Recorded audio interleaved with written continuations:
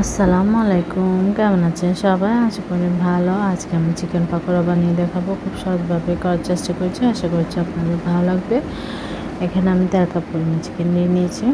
ওটা কিন্তু যেহেতু পাকোড়া আমি ছোট ছোট টুকরা করে নিয়েছি। টুকরাটা আপনাদের পছন্দ অনুযায়ী করে নিতে পারেন, আর ছোট করতে পারেন আর বড় করতে পারেন। আমি যেহেতু একটা চিকেনে একটা পাকোড়া, যার জন্য আমি মিডিয়াম সাইজ করে করেছি। তারপর 1 চা চামচ আদা বাটা, 1 চা চামচ রসুন বাটা, 2 টেবিল চামচ টক দই। এটা আমার ঘরে তৈরি করা জাস্ট ভিনেগার দিয়ে আমি বানিয়ে নিয়েছি ইনস্ট্যান্ট টক দইটা। আপনারা চাইলে দোকানের টক দইটাও দিতে পারেন। এবার আমি এখানে মরিচ গুঁড়া দিলাম 1 চা চামচ, হলুদ গুঁড়া সামান্য। মশলাটা আসলে আপনার মাংসের পরিমাপের উপর নির্ভর করে দেবেন। ধনে গুঁড়া সামান্য আধা চা চামচের থেকে একটু কম, গরম মশলা আধা চা চামচের থেকে কম, মাংসের মশলা আধা চা চামচের কম, গোলমরিচ গুঁড়া সামান্য। সব কিছু আসলে পরিমাণটা আপনারা অ্যাডজাস্ট করে নেবেন আপনার মাংস। আমি খুব কম মশলায়, যেহেতু এখন গরম পড়ছে, কিন্তু আপনারা এই চিকেন পাকোড়াটা অবশ্যই একবার হলেও ট্রাই করবেন। আশা করছি আপনাদের খুবই ভালো লাগবে। আপনারা মেহমানকে বসিয়েও কিন্তু এই ঝটপটে পাকোড়াটা বানিয়ে নিতে পারেন। এটা এতটাই সহজ, এতটাই টেস্টি। এটা কিন্তু অল্প মশলায় খুবই মজাদার একটি পাকোড়া, তাই অবশ্যই আপনারা ট্রাই করবেন। আমি স্বাদ অনুযায়ী লবণ দিয়ে দিলাম, দিয়ে এবার আমি সব কিছু ভালো করে মিক্স করে নিচ্ছি।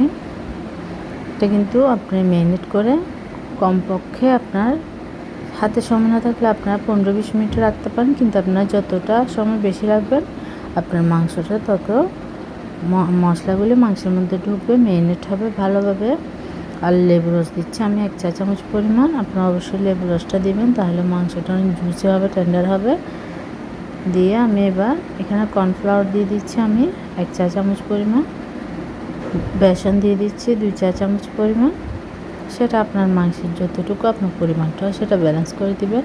আমি কিন্তু সেটা সবসময় বলি, আপনাদের পরিমাপের উপর নির্ভর করবে সব কিছু কম বেশি, কারণ আমি যেহেতু আমার পরিমাণে বানাচ্ছি। তারপরে এখানে পেঁয়াজ কুচি দিয়েছি আধা কাপ, ধনেপাতা কুচি, কাঁচামরিচ কুচি, ঝালের স্বাদ অনুযায়ী দিয়ে সব কিছু আমি মিক্স করে নিব। এটা অবশ্যই আপনারা দিবেন এগুলো। এটা খেতে এতটাই মজা, ট্রাস্ট মি। আপনারা অবশ্যই একবার হলে পাকোড়াটা বানাবেন, চিকেন পাকোড়াটা। এটা অনায়াসে কিন্তু আপনারা 1 প্লেট খেতে পারবেন, এটা এতটাই টেস্টি। আর আপনারা মুরগির সলিড পিসটা নেবেন, তাহলে কিন্তু এটা আরও বেশি ভালো। এটা বাচ্চারাও কিন্তু খুব পছন্দ করে। আপনারা চাইলে এটা বাচ্চাদের টিফিনও দিতে পারেন। দিয়ে আমি এবার সব কিছু ভালো করে মিক্স করে নিচ্ছি। একটু সময় নিয়ে মিক্স করবেন, তাহলে আপনার মাংসের সাথে সব কিছু ভালোভাবে মিক্স হবে। তারপর এখানে আমি একটি ডিম নিয়ে নিলাম, ডিমটা ফেটে নিচ্ছি। ফ্রিজে থাকলে আপনারা আগে থেকে বের করে রাখবেন, নর্মাল ডিম দেওয়ার চেষ্টা করবেন। এবার আমি ডিমটা দিয়ে দিচ্ছি, দিয়ে আমি এবার সব কিছু ভালো করে মিক্স করে নেব।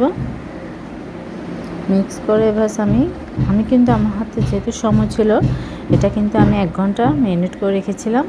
আর আপনারা ম্যারিনেট করে চাইলে এটা নর্মাল ফ্রিজে রাখতে পারেন, যেহেতু এখন গরম পড়ছে, হয়তো বা নষ্ট হয়ে যেতে পারে, যেহেতু সব কিছু মশলা অ্যাড করা হয়েছে।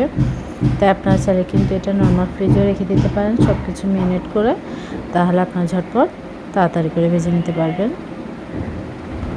বাইরে রাখলে আপনার সময়টা একটু কম রাখবেন, কারণ এখন যেহেতু প্রচুর গরম পড়ছে। এবার আমি 1 ঘন্টা পর ফিরে এলাম। আমি চুলায় একটি কড়াই দিয়ে দিলাম। আমি কিন্তু লোহার কড়াইতে সবসময় ভাজাভুজিটা করি, কারণ আমার কাছে মনে হয় লোহার কড়াইতে ভাজাটা খুবই ভালো হয়, ক্রিস্পি হয়, তেলটাও কিন্তু কম শোষণ করে।